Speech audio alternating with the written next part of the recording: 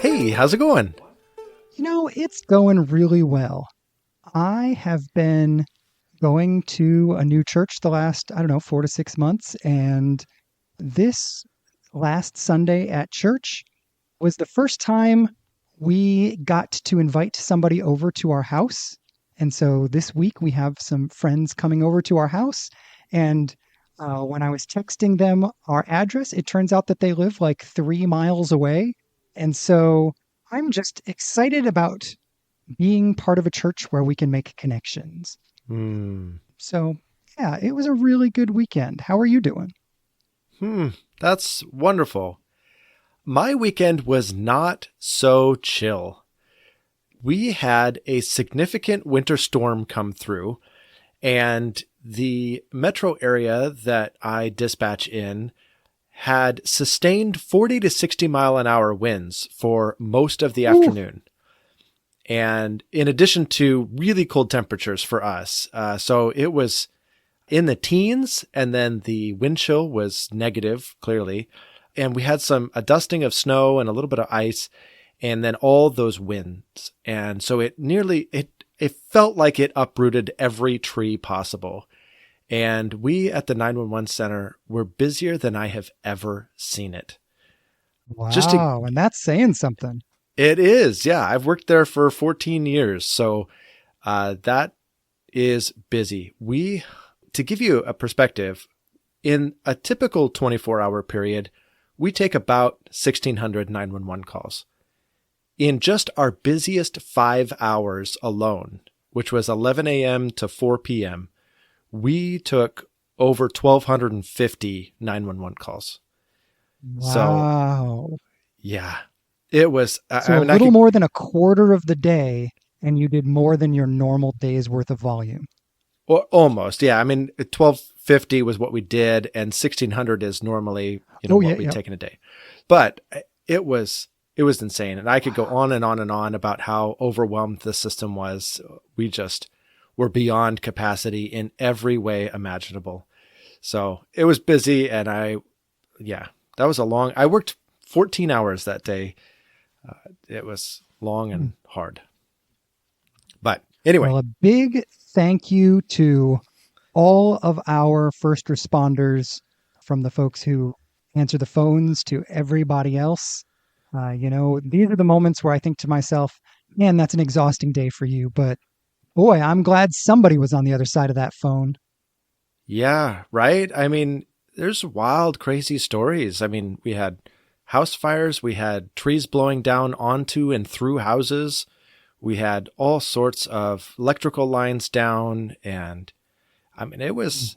there were some pretty scary situations that were out there. And it just kept happening. Like every tree just kept knocking down and falling into the most inconvenient of places.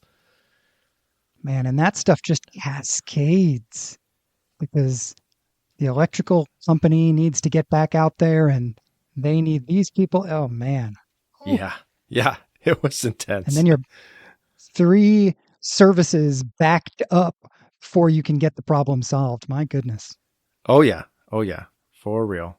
So, but that is not why we record an episode.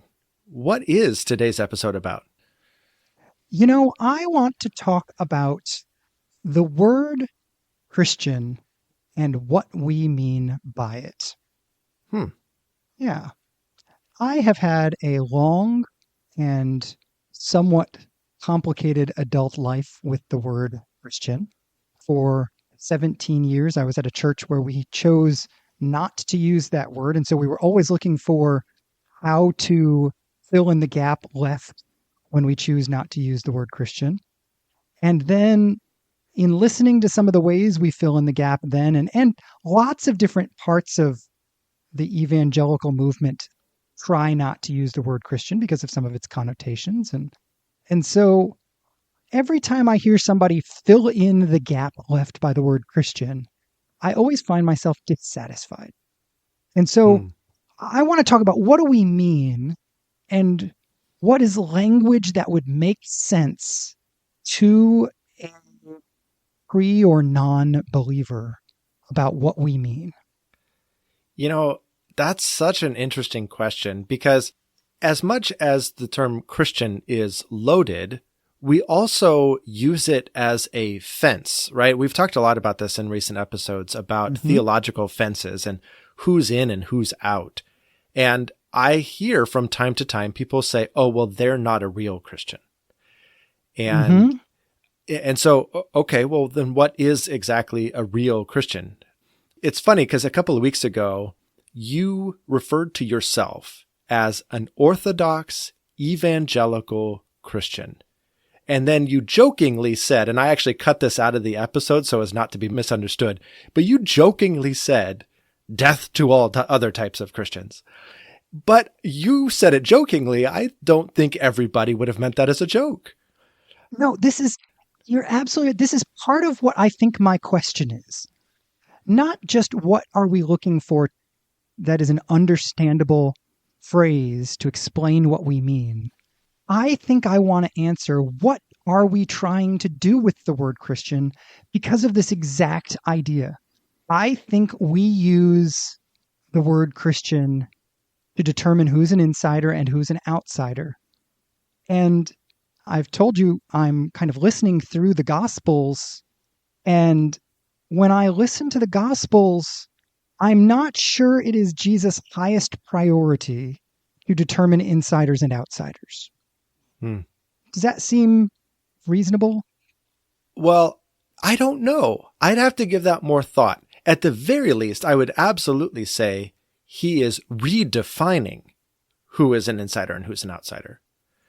He is breaking down the existing walls that define who's an insider and who's an outsider. But is he also forming new walls, new boundaries? I absolutely think he is. I guess here's the difference that I perceive. Sometimes I feel like we as Christians say, here's the wall. And I feel like Jesus is saying, here's the door. Hmm. And those are really different. Yeah. Yes, you can't have a room without having walls.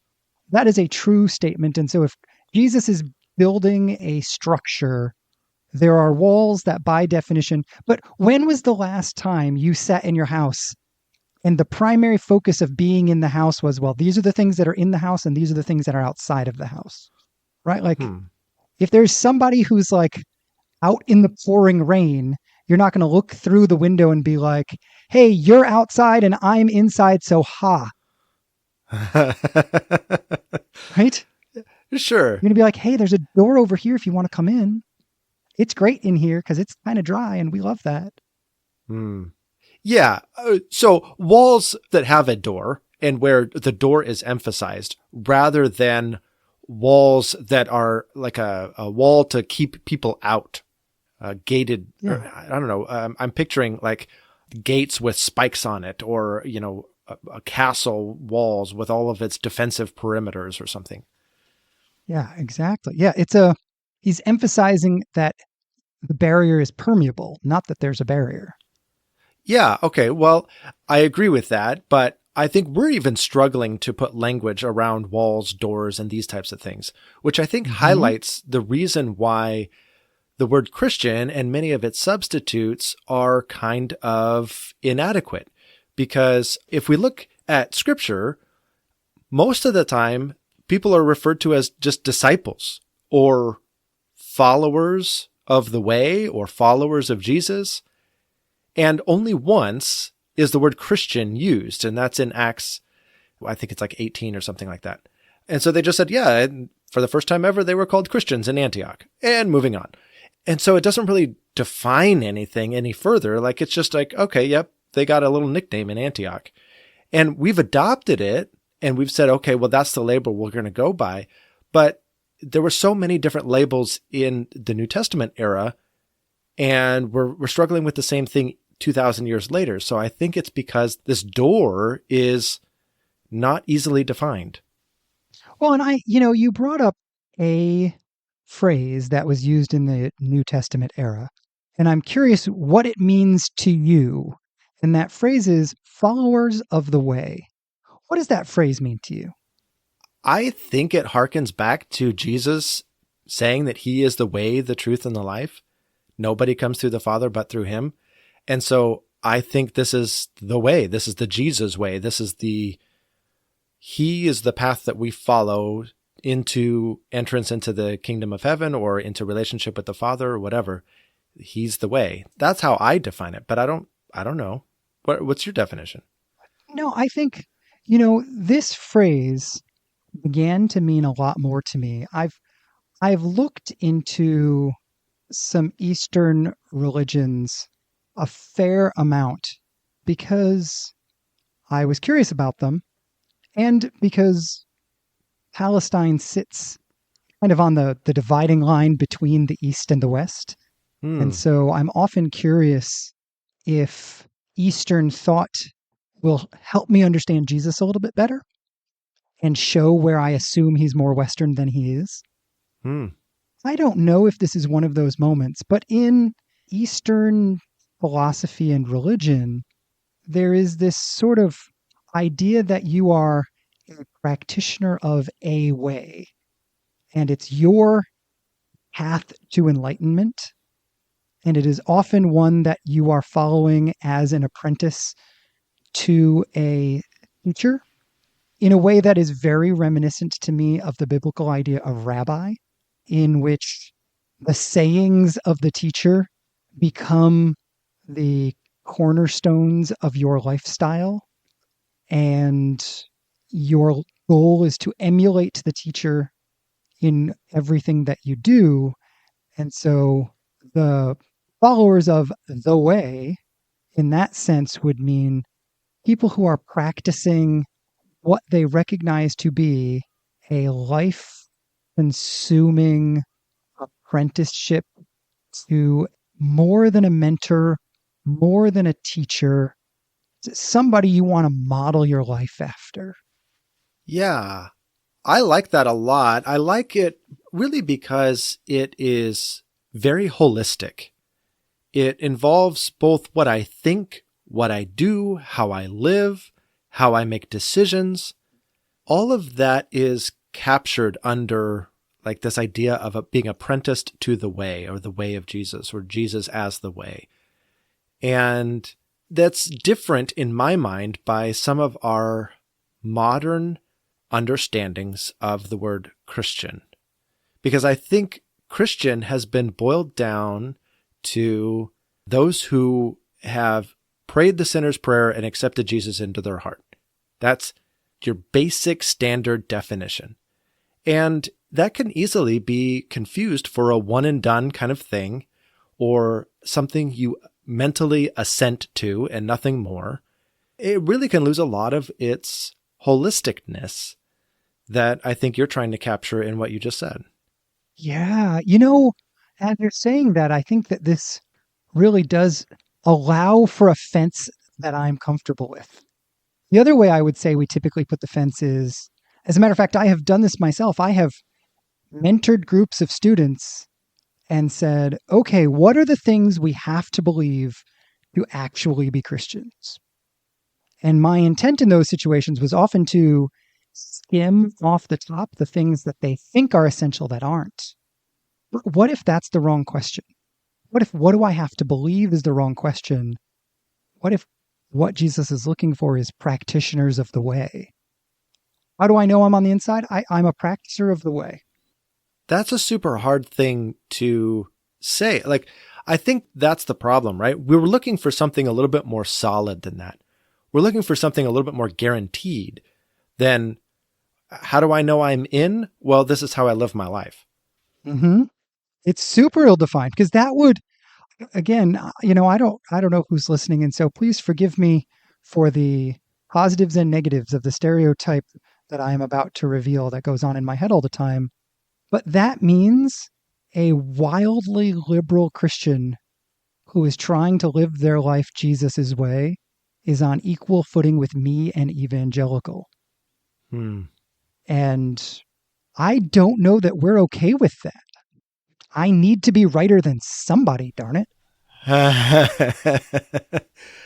Right. Well, and I was immediately going to go to a very evangelical defense, which was, yeah, but you can do all those liberal things, but you need to be doing it in pursuit of Jesus. You can't just be doing those things as a substitute for Jesus.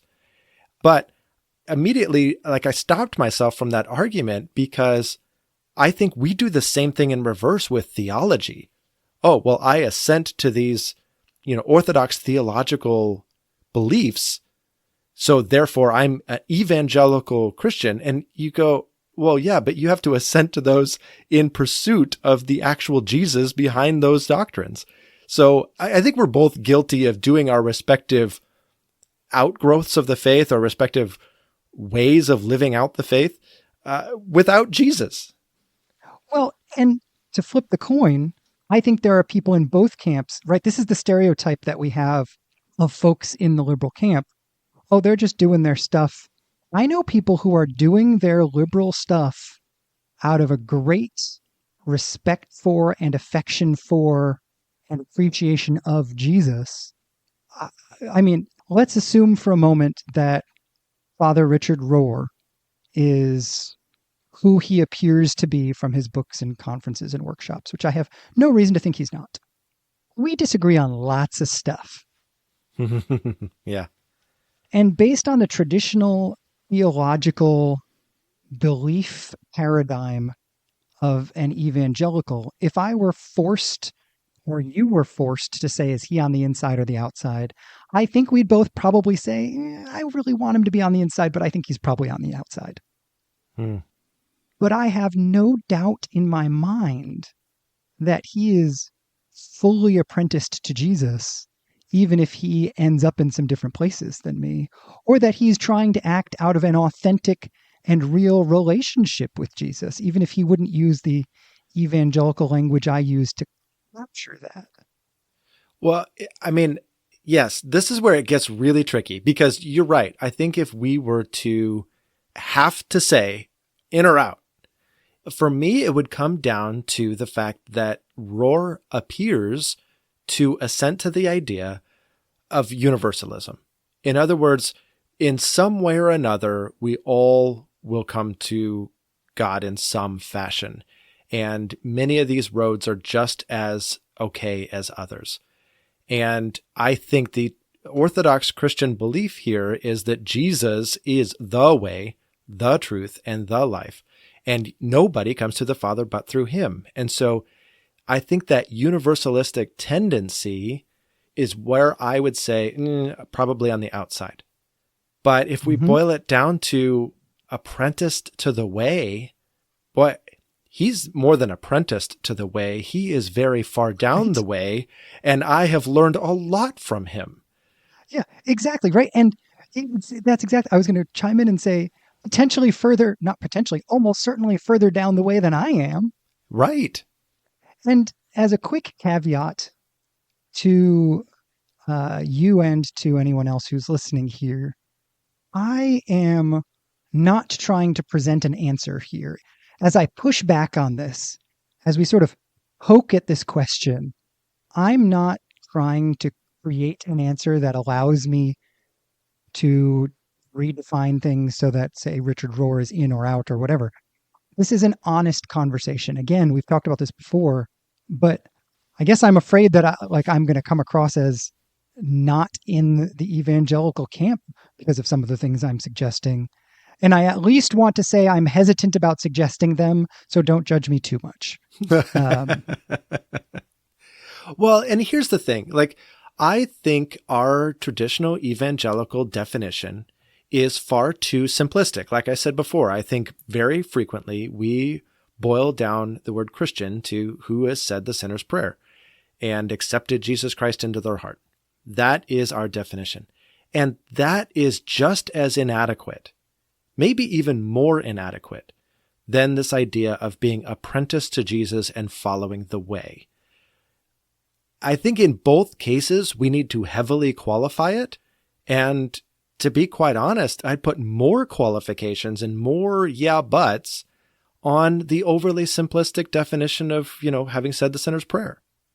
Well, and this makes a point. I don't know if we've talked about this before or not, so pause me if I've said this thought before, but one of the grave problems, perhaps, is that when we look for language to start people on whatever this journey is called, it's easy to take that language as a known commodity rather than something that is going to begin to mean more and more and more the longer you study it. Mm. I come back to this idea. This is entirely a thought from N.T. Wright. I once heard Wright say something like, we don't have to worry about whether people fully understand what they're being baptized into when they're baptized, because the whole point is they'll spend the rest of their lives discovering what their baptism meant.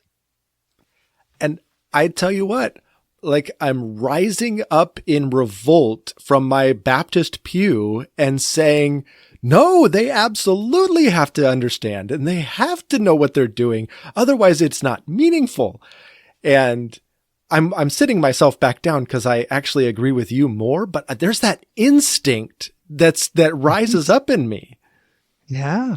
And I get where it's coming from. You know, one of the great things about the Baptist tradition in particular, as it's practiced today, is a great passion for truth that I love. Yes. I mean, there's a reason we read all the books we read and study all the things we study. And I am grateful for the reformed approach to spirituality that says you can be a smart, intellectually informed Christian. That's possible and good. And so I by no means want to be overly critical of that, but I get exactly what you're saying, right? Like, no, we got to get it. I think is something we all say from our own vantage point, you know, as a Pentecostal follower of Jesus over here, I might not say you have to get it. I might say you have to have had an authentic experience, an authentic encounter. But it's the same idea. Well, right. And it's funny because it's so easy to critique the other side, right? And then you have to realize, oh, shoot, that same critique applies to me. And so my Baptist trends say, okay, well, define authentic, please. And then I can just hear you saying, okay, well, then define get it, please. No, absolutely. Well, in all honesty, that is where I started the conversation, isn't it? What does it mean to be Christian? Our normal answer to that is, here are the things you have to believe. Yeah. I think that's exactly what we're trying to do. And I think all of these end up coming up bankrupt. Because from my perspective, several times I went back to the church I grew up in that is not in the Pentecostal tradition. And some of my more expressive Pentecostal friends who grew up with me in that local church would go back and be like, oh, man, they are just not doing things in a way that like lets the Spirit move. And I'd be like, were you in the same service I was in? Because I found that profoundly moving and had a really powerful encounter with the Holy Spirit. And I don't understand. One of us was not in the right church. And I saw you across the room, so I'm not sure how to work this all out. Yeah. So what do we do? What is it that we are looking for? Because we're clearly looking for something. What is it we're looking for here? I'm looking for a way of describing what it means to be, quote, Christian that doesn't get misunderstood, either because the word Christian has too much baggage and too many false or oversimplified understandings of what that means, or because I'm dealing with somebody who has never really encountered the Christian walk before. And as I invite them into this thing, I want some verbiage, some language to call it that will invite them into the right thing. And I don't want to lead somebody astray by oversimplifying it in one direction or another or yet another or whatever. I feel like words, as we've kind of talked about, words are inadequate here, and I would hate to give somebody the wrong impression about what I'm inviting them to participate in. Yeah, I like that. I think the only thing I would add to that is that I think I'm often honestly looking for I'm going to say a unifying metaphor, but that's not quite what I mean. A unifying view of this religious thing that I do that helps me organize the pieces even in my own life. We've talked about in very different spheres how the reason you have to read a first book in any subject is just to get the main ideas so that you can hang your hat on those things as you get the details. Yeah. I often feel like I've got a lot of the details as a follower of Jesus, and I'm still trying to get the organizing principle that is the main idea. Hmm. I mean, I was going to give the Sunday school answer. Well, the main idea is always Jesus. The main idea is having a relationship. The way we evangelicals tend to say it is to have a personal relationship with Jesus Christ. And I've heard those words from so many pulpits. I still don't understand what is meant by that. I mean, I've developed in my adult years some level of a personal relationship with Jesus, but I don't know if what the pastor was saying in that sermon is the same thing that I'm experiencing or what he had in mind or whatever. So even that, as crystal clear as that sounds from a pulpit, is hard to define. Right. It's so deeply metaphorical and deeply, to be honest, it is deeply historically rooted far more than it is biblically rooted. The great Christians of the 1600s, John Calvin kinds of people would not have ever said that. As Christianity got popularized in the era, kind of the post-Reformation era of John Wesley and those folks, and then going into the 1800s, whatever, there is this sort of mysticization of Christianity, right? Something that is emotional and experiential on a level that whole chunks of Christian history weren't really thinking about, but we are and have decided it's important.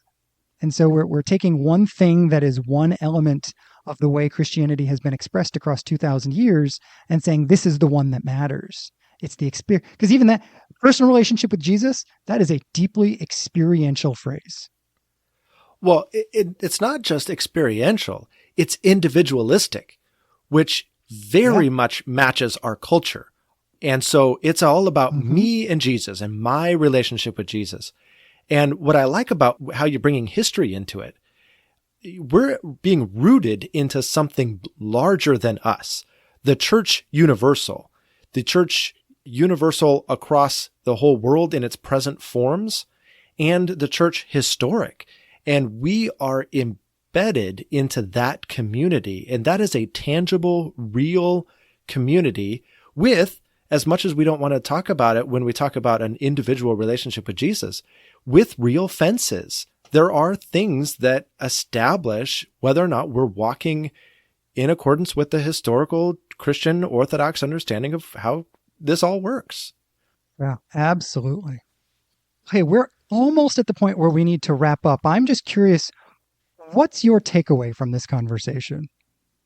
That no matter what words I use to describe what it means to be a Christian, they're always going to be incomplete. And that part of what it means to be a Christian is to be in community and to develop a more robust understanding of that Christian walk as you go. And if your starting point is saying the sinner's prayer, then that's your starting point.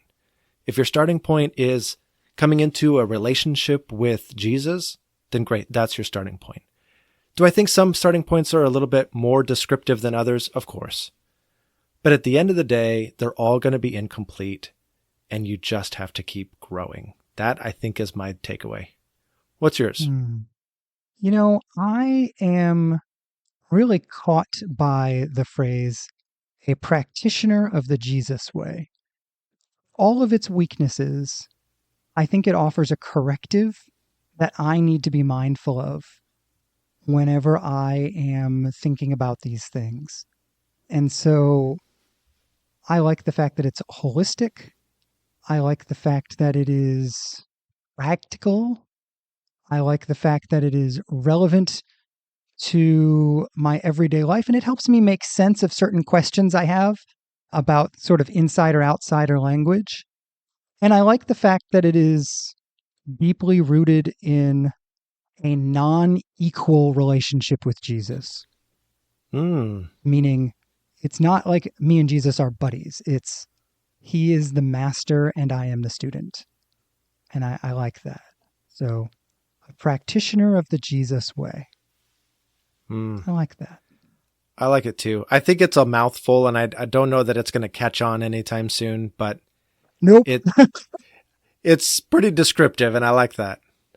Well, let me turn to the audience and say, how would you describe who you are? I mean, Christian is a shorthand, and we've been using it for thousands of years, but is there a better term that you have found? Why do you like it? And how does it help communicate the gospel to somebody else? We'd love to hear that. And we'd love for you to share this episode. Wrestle with this concept with a friend and let this be a starting point for that. That would be awesome. Absolutely. And let me ask you now. I'm curious what else you've been thinking about this week. Well, I will start my thought with a question. Actually, a couple of questions. You are a very smart Christian that has read his Bible many, many a time. So I'm wondering if you happen to know where these two verses are found. Ooh. Or you don't have to name chapter and verse, just in what context is this found? Again, I say to you, if two of you agree on any matter on earth that you might ask, it will be done for you by my Father who is in heaven. For where two or three are gathered in my name, there I am in the midst of them. It's obviously the Gospels because it's Jesus that's talking. Okay. I think. I'm afraid that this is going to be one of those Ben Franklin. It's actually in like some secular book or something, but pretty sure that's Jesus. It is. You got that far. And I want to say that it is Luke's Sermon on the Plain, but I'm not 100% sure. I could be completely wrong. I would have said Matthew or Luke, and I would have guessed Luke. Okay. And for our listeners, what would the Sermon on the Plain kind of be about? So this is his Discipleship 101 is what I would call it. It's the long form of Jesus' call to repentance and what to do afterwards. Boy, it's tough to try to capture the main sermon of Jesus in a book like that. So I don't want to hold on to that too tightly, but yeah, going back to our last conversation, I think it is an introduction to the practice of following the Jesus way. This is the Jesus way. So here's the fascinating thing. These verses exist in my mind outside of a context. And any verses that exist outside of a context are problematic. Mm-hmm. And so you, being a seminary graduate, a pastor of 20 years, and a guy that I deeply respect about his knowledge of the word and his relationship with Jesus, also did not specify the context for these verses. And I suspect almost everybody would not be able to do that because these are contextless verses. We have used them in 1,000 different ways, but they actually come from Matthew, and they come at toward the end of Matthew 18, which church polity, we come to this all the time for like, okay, if somebody's sinning, you go and confront them. And if they don't listen, you bring 2 or 3 people and you confront them again. And if they don't listen, then you bring them to the whole church. And then if he still doesn't listen to the church, you treat him like a Gentile and a tax collector. And then Jesus goes on, whatever you bind on earth is going to be bound in heaven. Whatever you loose on earth is going to be loosed in heaven. And where 2 or 3 are gathered in my name, the 2 or 3 that just you brought to talk to this guy, if 2 or 3 are gathered in my name, there I am in the midst of them. In other words, I'm going to walk you through this whole process. Because whatever you choose to do is also going to have results in heaven and vice versa. I will guide that entire process. But it gets even bigger than that because chapter 18, we often think of Matthew 18. Oh, that's the chapter where he talks about church discipline.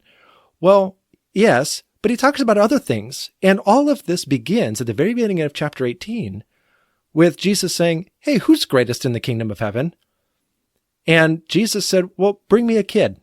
This guy. Everybody's got to come into heaven like this guy.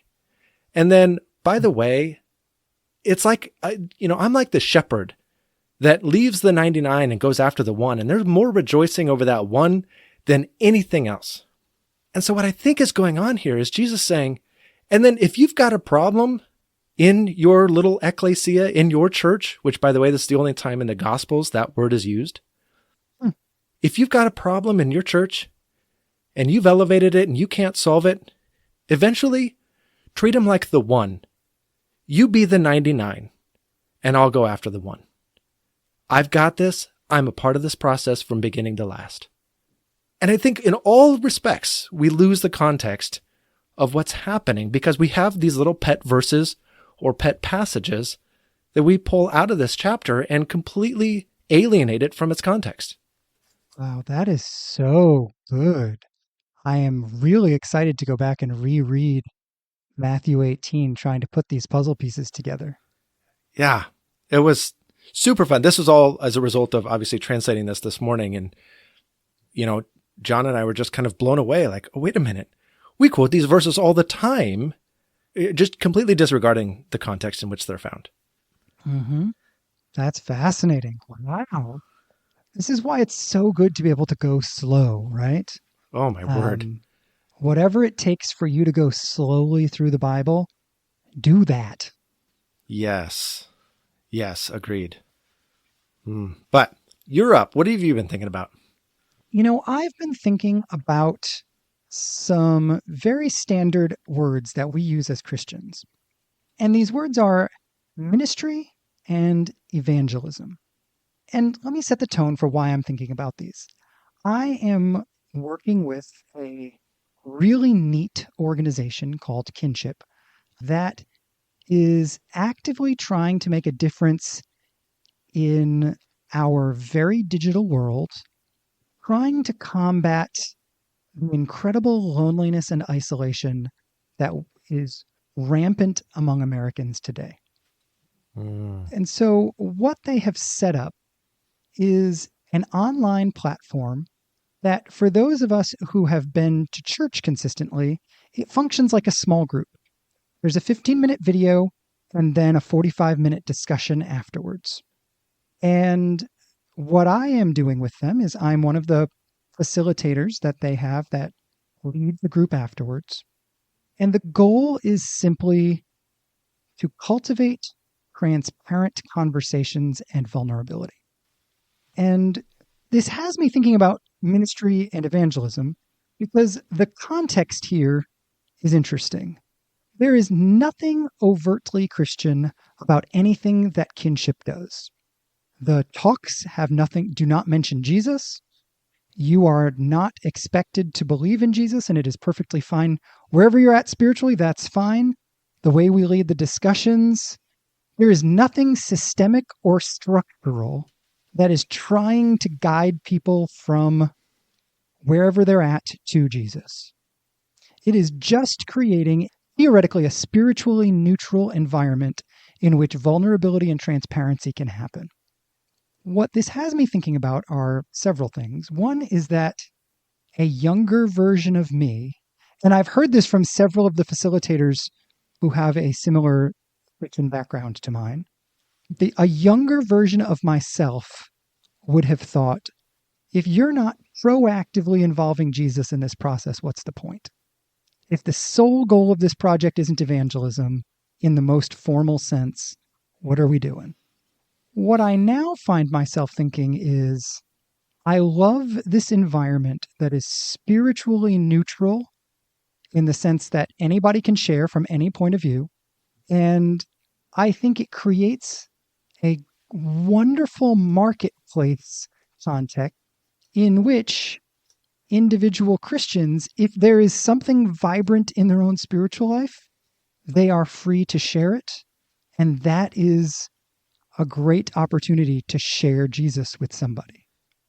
Absolutely. And this sort of difference between creating a marketplace, spiritually neutral environment in which anybody can congregate versus a church context where only Christians are going to show up in a virtual space is so interesting to me, because when I was pastoring, a good half to 3/4 of my time got pulled away doing things like video and sound and organizing services and all sorts of stuff.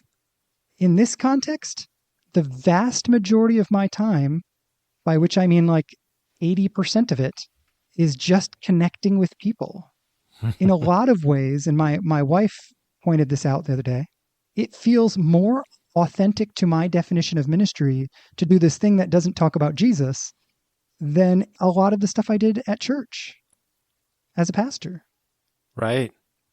Well, okay, so that's super interesting because it actually intersects with some things that I've been thinking about recently. But there's one aspect I want to say first, which is I think this model, if it's a model for evangelism, clearly that's not the way it was designed. So, but the idea that a Christian could share and that could be just as valid as anything else that is shared, and it could be an opportunity for somebody to genuinely experience the love of Christ, I think is wonderful. But I think what it does is it forces us to ask the question, do I believe in the Holy Spirit or not? Like, do I have to contrive this moment and explicitly share my faith? Or can I share my testimony in this neutral environment and allow the Holy Spirit to take it from there? That's exactly right. So that's one aspect. But then Absolutely.